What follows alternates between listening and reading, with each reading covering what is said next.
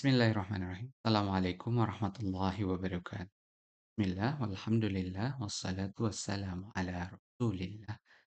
Alhamdulillahirrabbilalamin, kita bisa bertemu kembali dalam penjelasan tugas perencanaan mata kuliah pengolahan sampah. Kali ini kita ada di video yang ketujuh. Kita akan bahas terkait dengan diagram alir dan neraca pengolahan sampah. Mudah-mudahan dapat diikuti dengan baik dan bisa bermanfaat untuk kita.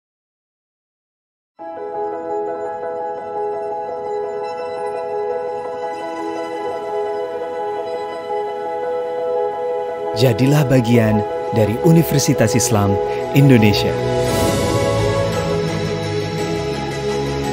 Islami, mondial, unggul, intelektual, dan Indonesiawi.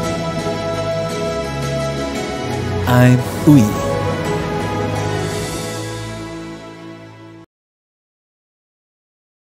Baik, kita kembali ke slide kita untuk penjelasan terkait dengan diagram alir dan neraca pengolahan sampah.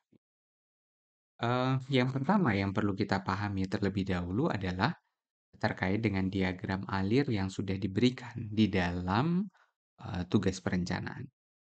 Ada dua bagian besar yang teman-teman harus perhatikan. Yang pertama adalah terkait dengan sumber sampah.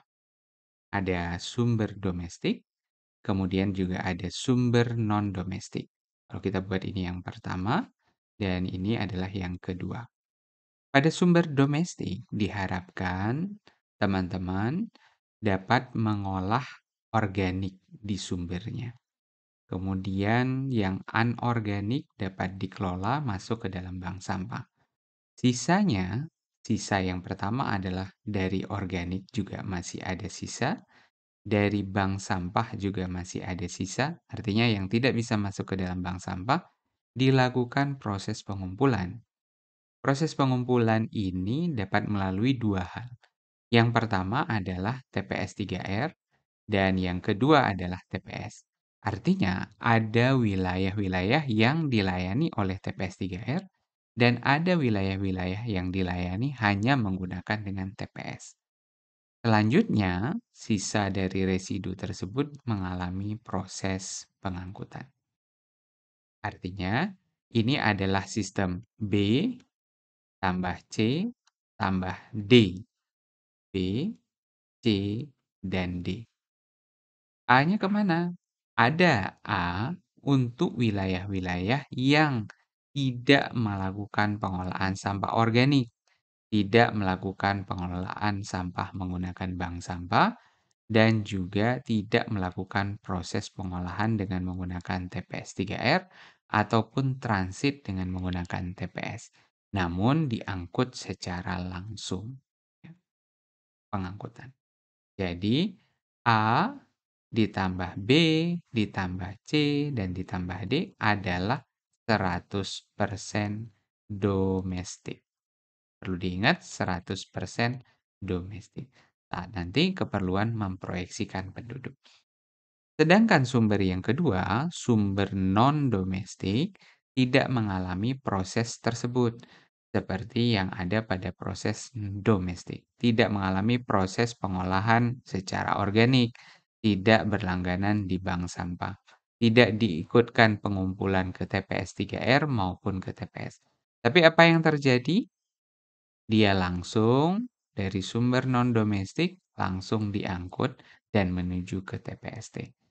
Jika kita lihat gambar, A ini identik dengan E ya. Jadi, tapi E ini sendiri adalah 100% dari sumber sampah non-domestik. Kemudian setelah mengalami proses pengangkutan tersebut, langsung masuk ke TPST dan mengalami berbagai macam pengolahan dan residunya masuk ke landfill. Berdasarkan diagram alir yang sudah ada di dalam tugas ini, kita mencoba buat diagram alir kita sendiri, gitu ya. Tadi sebenarnya sudah sangat jelas ya, sumber domestik, kemudian ada pilihan. Nah, ini kembali ke pilihan teman-teman ya. Yang A adalah langsung melalui proses pengangkutan. kemudian yang B mengalami proses pengolahan organik. Nah, cek kembali metode yang dipilih apa, ada jugangan, ada drum, ada biopori, losida, dan seterusnya. Dihitung secara detail. Kemudian yang C adalah non-organik atau anorganik yang memiliki potensi layak jual. Tentunya tidak semua sampah anorganik memiliki potensi layak jual yang bisa disetorkan ke bank sampah. Kemudian yang D adalah proses selanjutnya, sisa dari organik, sisa dari anorganik ini masuk ke TPS 3R, dilakukan proses pengumpulan oleh petugas atau masuk ke TPS yang nanti siap untuk diangkut atau mengalami proses pengangkutan. Ini adalah bagian yang D. Sedangkan sumber non-domestik tidak lagi mengalami proses pengolahan organik dan non-organik, tapi langsung prosesnya adalah pengangkutan. Apakah di sumber non-domestik dilakukan pemilahan? Wajib, pemilahan tetap dilakukan, layaknya sumber domestik maupun sumber non-domestik. Kemudian proses pengangkutan dan akan masuk ke TPST. Nah, proses pengolahannya akan dimaksimalkan di TPST. Hasil residu dari TPS 3R dan sampah yang telah dikumpulkan di TPS juga akan masuk ke TPST. Baru selanjutnya adalah kita masuk ke area landfill atau TPA. Nah, diagram alir ini memang sebaiknya dilengkapi oleh neraca massa, sehingga diminta dalam tugas ini untuk membuat neraca massa. Neraca massa ini apa? Berisikan persentase-persentase yang dimuat di setiap bagian. Berapa persentase di A, berapa persentase di B, di C, di D, dan seterusnya. Agar apa? Persentase sampah yang akan masuk ke TPA juga pun dapat dihitung. Ingat, cukup persentasenya dulu. Kita lanjut ya, mudah-mudahan sudah sangat jelas. Dalam membuat neraca massa sampah, diperlukan dua data ini terlebih dahulu. Yang pertama, kita butuh data komposisi sampah. Nah, cek video sebelumnya agar bisa tahu dari mana data komposisi sampah ini dapat diambil. Kemudian yang kedua adalah kita melihat kembali recovery factor yang sudah diberikan di dalam lembar tugas. Jadi sebagai data awal dalam perencanaan, neraca massa sampah ini cukup dilengkapi oleh persentase saja, yaitu persentase berat. Nah, kita akan coba bagaimana membuat neraca massa ini. Yang ketiga ya, setelah dua tadi di awal ya, komposisi dan recovery factor, yang ketiga pastinya kita butuh yang namanya diagram alir yang sudah kita susun. Kita ambil contoh diagram alir yang ada di dalam eee lembar tugas terlebih dahulu ya. Kita identifikasi, kita ulang kembali mudah-mudahan dapat semakin paham. Yang pertama adalah bagian sumber, sumber sampah yang wajib dilakukan pemilahan 3 jenis, organik, anorganik, dan residu ya. Kemudian di sumber domestik disyaratkan harus dilakukan pengomposan dan melakukan pengolahan sampah anorganiknya melalui bank sampah. Sedangkan non-domestik, dia langsung menuju ke TPST. Selanjutnya, residu dari proses pengomposan dan ada beberapa sampah yang tidak bisa masuk ke bank sampah, plus satu sampah lagi yaitu sampah residu, itu akan mengalami proses pengumpulan. Yang domestik, baik itu individual maupun komunal, yang non-domestik tidak mengalami proses pengumpulan karena dia langsung diangkut menuju ke TPST. Artinya yang bertugas adalah kendaraan yang lebih besar di proses non-domestik. Ini bisa membedakan dengan tugas di semester yang lalu. Yang ketiga adalah proses di TPS 3R. Ingat, yang masuk ke dalam TPS 3R ini adalah sampah-sampah yang berasal dari kegiatan domestik. Di sana terdapat pemilahan, jadi dipilah lebih detail, pengomposan, dan pengembakan bahan-bahan daur ulang, hasil dari pemilahan tadi. Namun, kita bisa pahami bahwa tidak semua wilayah akan dilayani oleh TPS 3R. Selebihnya dapat menggunakan sistem TPS. Nanti di saat materi kuliah kita akan tahu perbedaan antara TPS dan TPS 3R. Sedangkan yang keempat, sisa dari TPS 3R, bawaan dari TPS, serta dari 100% non-domestik, ini akan langsung masuk ke TPST. Ingat, di TPST juga akan dilakukan lagi proses pemilahan dan pengolahan dengan menggunakan berbagai macam pilihan teknologi. Barulah akhirnya residu dari TPS 3R dan TPST akan masuk ke TPA. Kita coba ya, mudah-mudahan bisa jadi lebih mudah jika disertai dengan contoh. Ingat, pilihan yang pertama tadi, kita harus punya data komposisi sampah.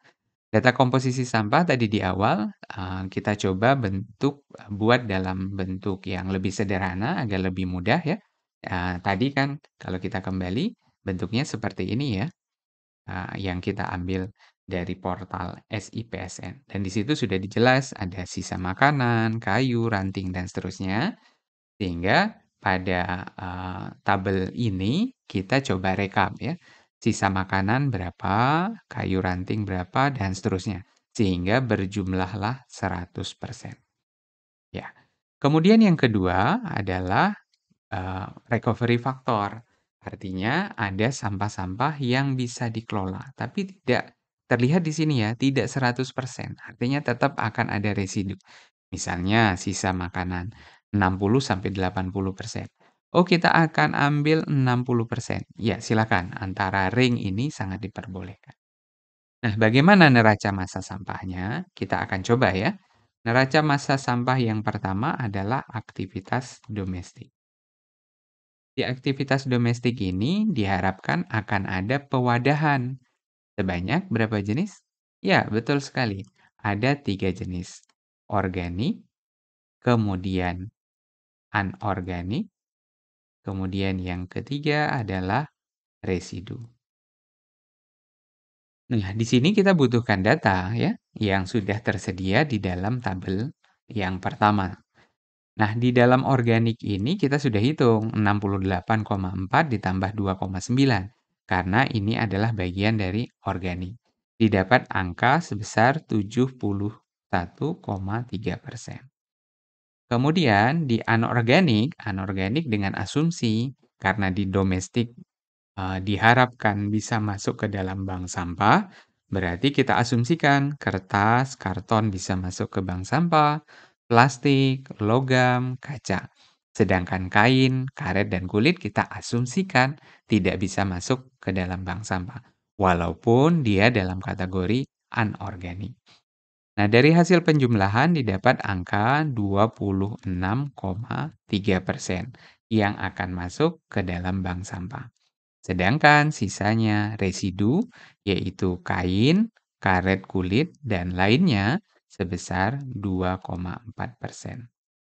Jadi kalau dijumlah di row ini tetap berjumlah 100%. Nah, mudah-mudahan sampai di sini bisa dipahami ya teman-teman. Kemudian di sumber sampah untuk organik, kita fokus ke organik dulu. Diharapkan terjadi proses pengomposan. Berapa banyak? Nah, di sini bisa terlihat proses pengomposan ini akan ada, misal kita asumsikan yang akan menjadi kompos nanti adalah sebesar 60%. Dari mana angkanya? Dari recovery factor yang sudah kita tentukan. Kemudian berarti ada residu sebesar sisanya 40%. 60% dari mana? 60% dari ingat 71,3. 40% dari mana? Dari 71,3 ya. Nanti akan dihitung. Berarti 60% dari 71 berapa ya? Oh, 40 sekian persen. Nah, jadi sehingga nanti di row di bagian bawah ini juga nanti akan berhasil 100% ya. Kemudian di sini, akan ada proses bank sampah ya. Ada masuk di tabung atau istilahnya dijual begitu ya. Kemudian ada juga yang akan menjadi residu. Kita lihat satu-satu lagi, ada kertas 70% misalnya kita pilih, plastik 60%, logam 85% ya. Dari hasil persentase ini kita tentukan yang berhasil dijual berapa ya. Oh, berhasil dijual ini kita ambil rata-rata dari 3 ini tadi adalah 70%. Berarti misal residunya adalah 30%. Balik lagi tadi pelan-pelan ya. 70% dari mana? 70% dari 26,3. 30% dari mana? Dari 26,3. Dan kemudian residu, karena residu tidak mengalami proses apa-apa, tetap muncul 22,4%. Jadi ini dihitung dulu ya, 60% dengan 71,3. Ketemu mungkin 40 sekian persen ya. Nah, ini juga ketemu berapa, ini ketemu berapa, ini ketemu berapa. Jadi total ini ditambah 2,4%, ini tetap berjumlah 100%. Ini baru di sumber sampah. Nah, selanjutnya apa yang dilakukan? Residu ya. Jadi fokus kita ke residu saja. Residu ini akan mengalami proses pengumpulan. Proses pengumpulan.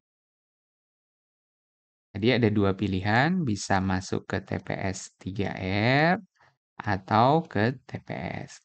Karena ini sudah dipilah, berarti harapannya proses pengumpulan pun dilakukan secara terpilah. Jadi ada gerobak sampah yang menggunakan sistem terpilah. 3 jenis, tetap tidak dicampur ya. Organik, kemudian anorganik, dan residu. Di TPS 3R apa yang dilakukan? Dilakukan pemilahan kembali. Oh, di TPS 3R karena lahannya cukup besar, kemudian dipilah. Ada organik, sisa tadi, kemudian ada kertas, karton, kemudian ada plastik, kemudian ada logam, kemudian ada kaca. Sedangkan sisanya nanti ada residu ya, residu yang mungkin tidak dapat diolah lagi. Atau diasumsikan bahwa residu tadi di rumah tangga, ada kain, ada karet, dapat nih diolah kembali di TPS 3R. Kemudian di sini juga sama prosesnya adalah kompos, tentukan recovery faktornya, dan di sini juga ada residu. Kemudian kertas ada yang dijual berhasil dipilih, recovery faktornya juga ditentukan, sehingga ada yang dijual, juga ada yang residu. Plastik juga begitu, ada yang dijual, ada yang residu. Logam juga sama, ada yang dijual, ada yang residu. Begitu juga dengan kaca, ada yang dijual, ada yang residu. Nah, kemudian yang residu, residu, residu, residu, residu akan mengalami proses apa, teman-teman? Akan mengalami proses pengangkutan. Dibawa ke mana? Dibawa ke TPST. Nah, pengangkutannya juga dalam kondisi terpilah. Di TPST baru ada teknologi lagi diolah sedemikian rupa sehingga bisa menghasilkan produk atau menghasilkan energi. Barulah ada hasil olahan, ada juga residu. Nah, residu ini akan dibawa ke TPA. Karena sejak awal kita menerapkan ada persentase, maka sampai di tahap ini pun kita bisa menentukan berapa persen residu, berapa persen residu, berapa persen residu, dan seterusnya. Sehingga yang masuk ke dalam TPST pun dapat kita tentukan persentasenya. Kembali lagi nanti proses pengolahannya sesuai dengan teknologi yang ada, sehingga bisa diketahui pula persentase yang ada. Jadi, residu di TPST pun dapat diprediksi jumlahnya berapa dan yang akan masuk ke TPA berapa. Ini adalah proses secara singkat terkait dengan neraca massa. Bagaimana dengan TPS? TPS hanya terjadi proses pemilahan saja, Mungkin tidak serumit TPS 3R dan nantinya akan masuk ke dalam bagian proses pengangkutan. Nah, pertanyaan berikutnya, bagaimana dengan yang non-domestik ya? Ingat, non-domestik tadi tetap dipilah adalah organik, anorganik, wajib, kemudian ada residu. 100% dari organik, 100% dari anorganik, dan 100% dari residu, atau dengan angka ini tadi 71, 26,3, dan 2,4, ini mengalami proses langsung pengangkutan. Jadi akan ada 2 kali perhitungan pengangkutan dan baru masuklah ke TPST. Berarti di TPST pun akan mengalami proses seperti di TPS 3R tadi ya. Ada pemilahan organik, kertas, plastik, kaca, dan logam. Ingat, dalam neraca massa ini sangat dibutuhkan persentase. Artinya, jika ada bagian yang terlewat, tapi dengan bantuan persentase, kita bisa menghitung persentase yang akan masuk, sampah yang akan masuk ke suatu tempat. Mudah-mudahan bisa bermanfaat dalam video sekitar 20-an menit ini dan jika perlu diulang-ulang kembali untuk bisa dapat dipahami dengan baik. Terima kasih atas perhatiannya dan mudah-mudahan kita bisa bertemu kembali di dalam video berikutnya. Wabillahi taufiq wal hidayah. Wassalamualaikum warahmatullahi wabarakatuh.